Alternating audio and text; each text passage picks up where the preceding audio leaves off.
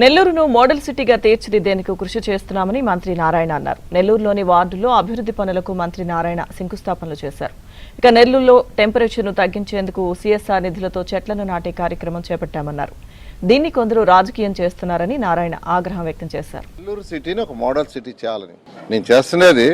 ఒక ఎమ్మెల్యేగా 73,000 మెజార్టీతో గెలిపించినప్పుడు నా నైతిక బాధ్యతగా నెల్లూరులో పుట్టి పెరిగి ఒక చిన్న కుటుంబం నుంచి పెరిగి ఈరోజు పుట్టి పెరిగి ఈరోజు ఈ స్టేజ్కి వచ్చినప్పుడు నెల్లూరుకి చేయాల్సిన బాధ్యత నాకు ఉంది.